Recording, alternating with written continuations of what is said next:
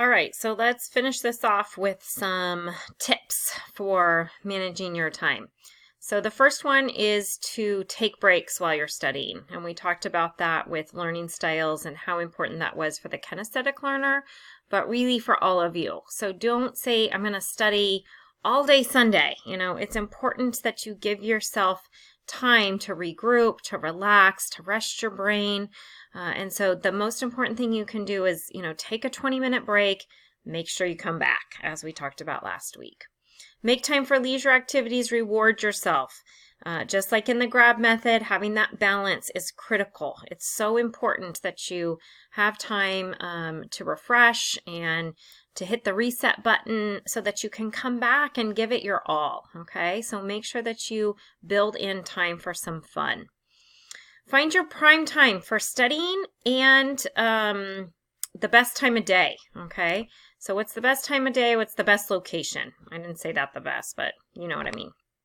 So is it morning or is it afternoon or is it late at night? I know several of you have already talked about how you can get lost late at night and you can stay up till, 2, 3 in the morning doing things, maybe because the house is quiet or that's when your brain really, starts to get going, the creative juices, that type of thing.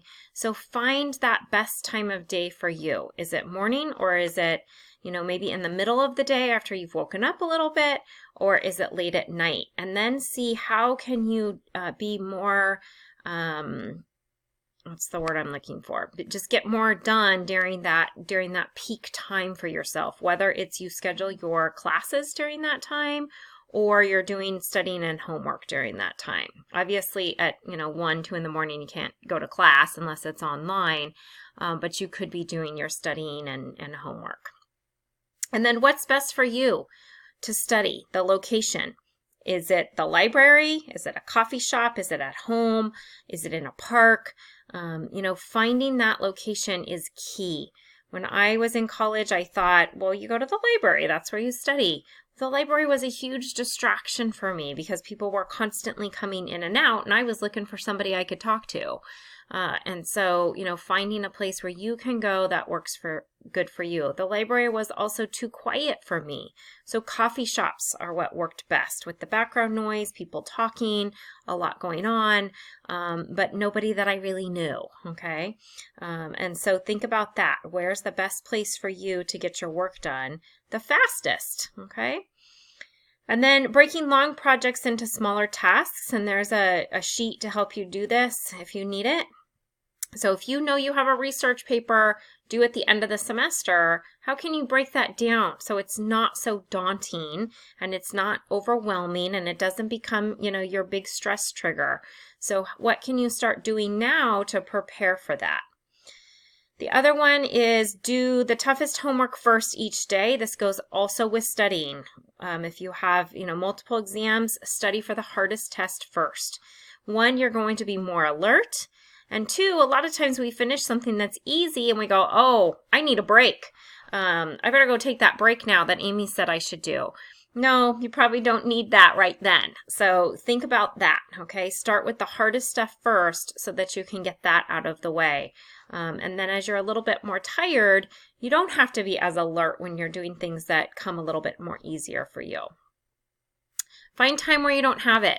So if you take breaks at work, how are you spending that? Are you on your phone, social media, looking at videos, watching Netflix? How are you using that time? Could you be using it to study, to, write out notes more clearly, to study flashcards, to, read a chapter in the book? So what could you be doing?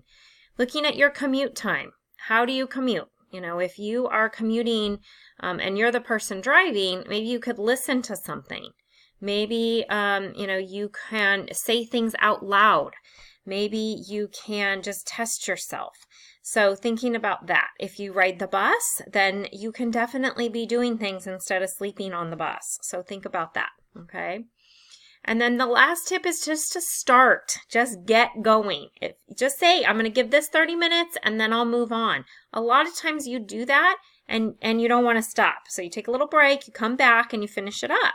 And then you're done. You don't have to worry about it.